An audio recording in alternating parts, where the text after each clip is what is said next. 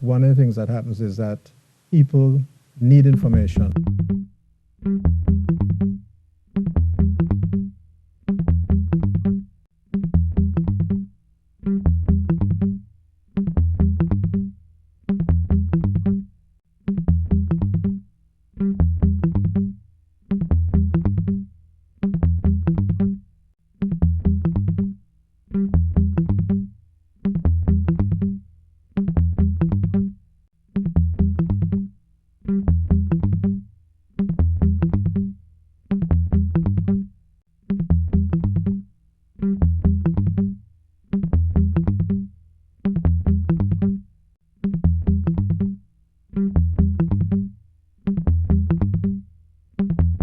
There are now 9 confirmed cases of COVID-19 in Trinidad and Tobago. And as government implements measures to stymie the spread of the virus, the impact is being felt all around.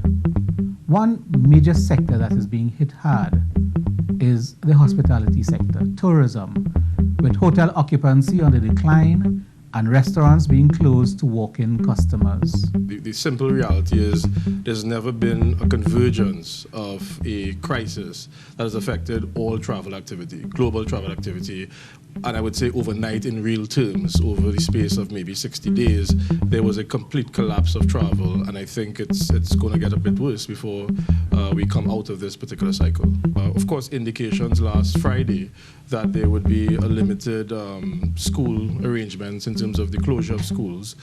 Sunday morning, there was more guidance from the Ministry of Labour in respect of treating with workers who may be unable or may have challenges with taking care of their young children who are out of school, and to be flexible as employers. And that was a move that was, again, considered as something possible and something that could be embraced quickly.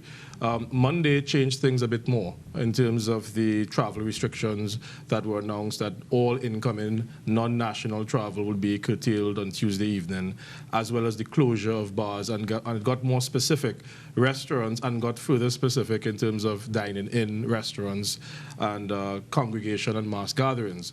Social distancing, of course, being one of the preferred methods to curb the contagion and the spread, however, had that quick knock-on effect. This afternoon, I've gotten this information of an updated public health ordinance that extends the horizon from a 14-day window in the first instance to a July 2020 period in which bars, restaurants, hotels have bars and restaurants as well, effectively cannot operate and will be in contravention of the laws of Trinidad and Tobago. That is almost a debilitating impact, a necessary measure. I think they required a little more consultation about what the next reactions from the business sector are going to be in hospitality and tourism. Some of these signals are along the lines of immediate layoffs and immediate closures because there's no end in sight by way of revenue and income. You have incoming arrivals being decimated. Most hotels are projecting 100% non-occupancy next week, or 0% occupancy, I should say, and restaurants have zero income. Concur with Brian completely. I mean, first of all, yes, the last 10 years have not been good. We've lost international arrivals, and then we had, of course, the problem with the sea bridge. So we've only been averaging around 30% occupancy anyway. As of next week, we will be zero. Once the British Airways flight and the Virgin flight leave, Virgin on Sunday, British Airways on Monday, we're virtually down to zero. Most hotels are operating at 10% now. As Brian said, bars, restaurants, many have closed. We've just had the order issued that things are closed till the 31st of July. So this is a cash-in, cash-out business. There is no cash coming in as of Monday, Tuesday. We also have additional problems now with tour operators claiming force majeure on payments. So that's an additional problem for us because guests that have already been housed and fed, tour operators are now quoting that. And including we've had to curtail holidays for people that came for longer have had to go quicker. So tour operators are also going to be asking to claim on insurance. So it's snowballing very quickly. Our immediate problem is staff, because we'll have no money as of Tuesday, and utilities are going to be a problem as well for us. So it's a real challenge at the moment. As Brian said, you mentioned 2008. People with money still travelled in 2008.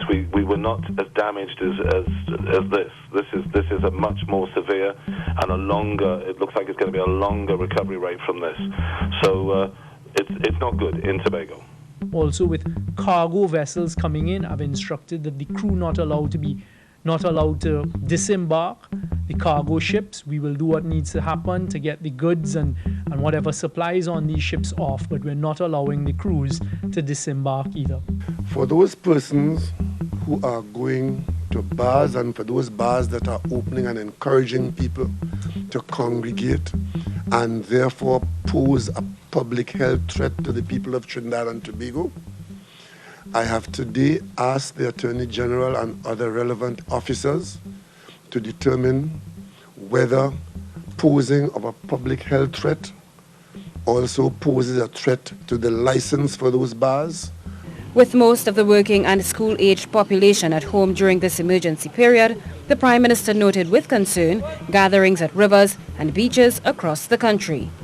Those who have to go down to the river, particularly in Cora and elsewhere, I've asked the relevant minister to ask the relevant local governments to restrict access to the river.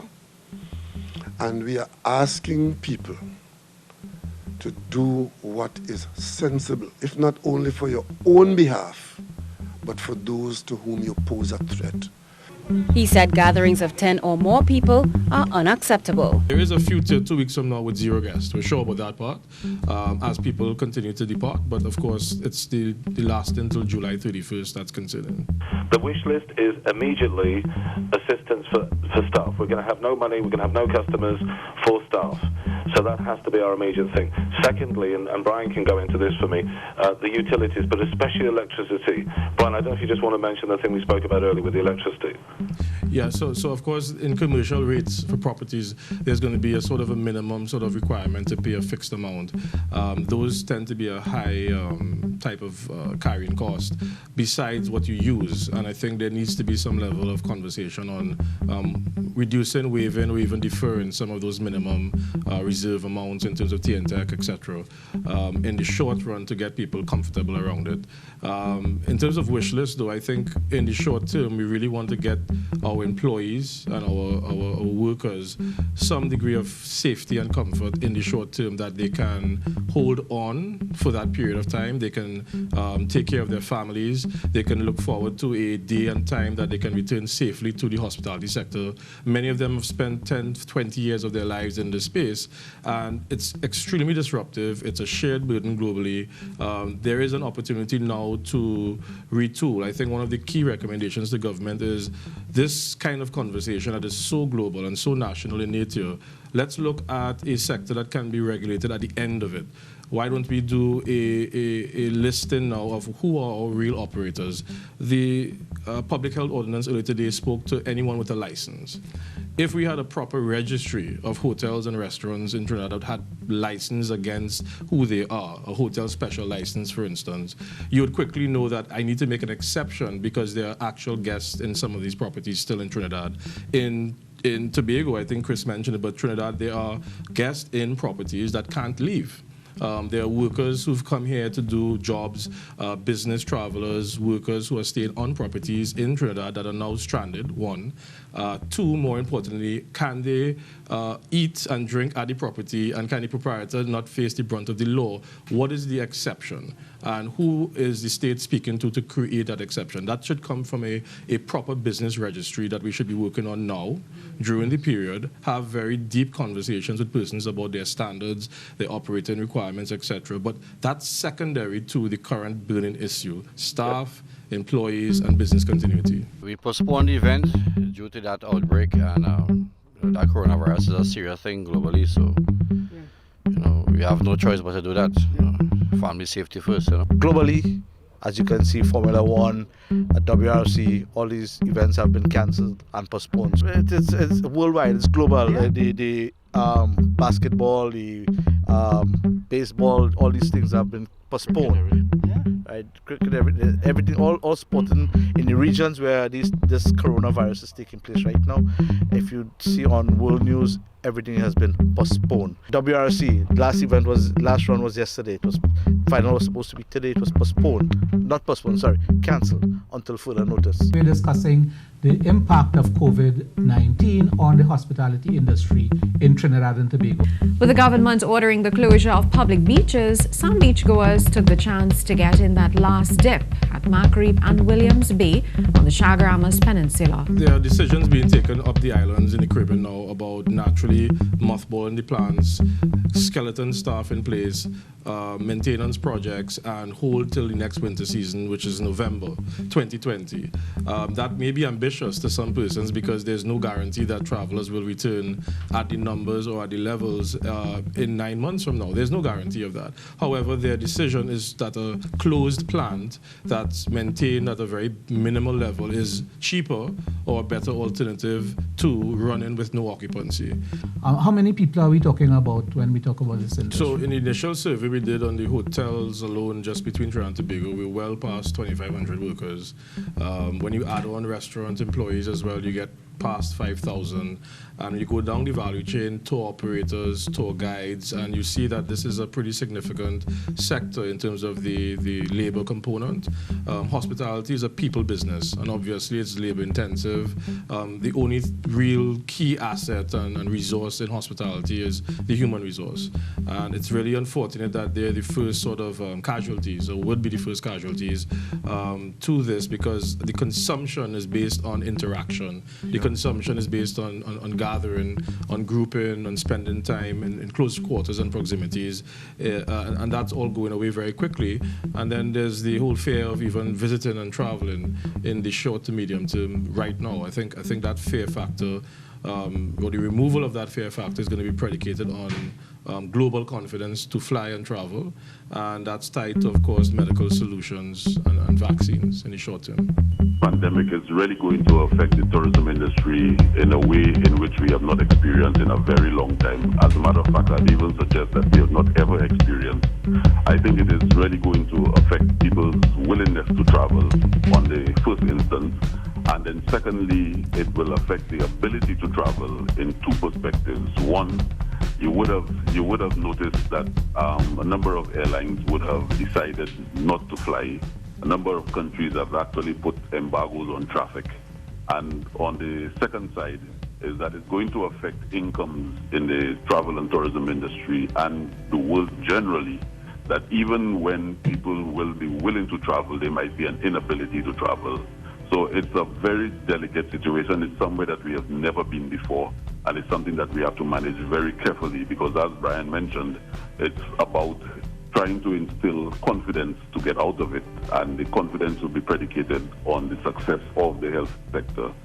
Just suggested that there is a need perhaps to recalibrate the industry and to refocus and perhaps even reposition it such that perhaps you might find yourself with a sector that does not look exactly as it does right now. What is your thinking on that particular issue?